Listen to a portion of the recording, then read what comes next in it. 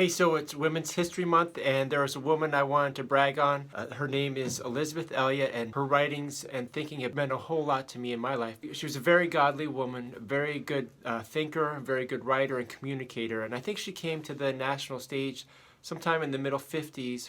Her husband and his team of missionaries were all killed by some tribesmen down in Central America, and it caught the nation's attention, and Elisabeth Elliot, being a really good communicator and writer, was able to, she wrote that story, and I think that might have been her first big book, but from then on she went on to write a whole bunch of other books. So that story was through Gates of Splendor, and then she wrote something called Passion and Purity, which I know is used a lot by people working with teens. One of my favorite things I heard her talk about was, I think it was the beginning of a devotional, I can't find it anywhere, but she talked about how God takes pleasure in a freshly mown field, and very much the same way he takes pleasure in a child's hair who's been groomed.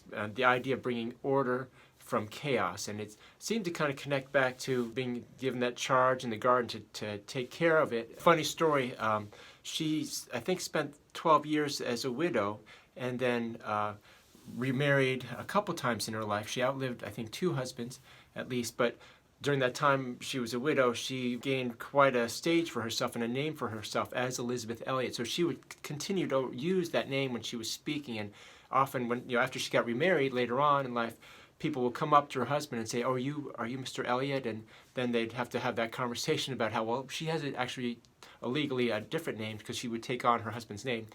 But it got to the point where when she had her 3rd husband, that they would just roll with it, and people would come up to him when he was helping out when she was talking, and he would introduce himself as Mr. Elliot III. So playful sense of humor too that the 2 of them had. Here's another great thing that I found. Just pulled this off the internet. She says stuff like this all over the place. This hard place in which you perhaps find yourself is the very place in which God is giving you the opportunity to look only to him, to spend time in prayer, and to learn long-suffering, gentleness, meekness.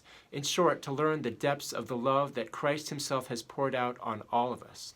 And so, yeah, like I said, she's famous for pithy little things like that, just that come from a real close heart for the Lord. And so she's definitely worth your while to check out. She's on all the social platforms, Facebook, YouTube, probably other things too. So go ahead and look her up, and hope you get at least half as much out of her thinking and wisdom as I have.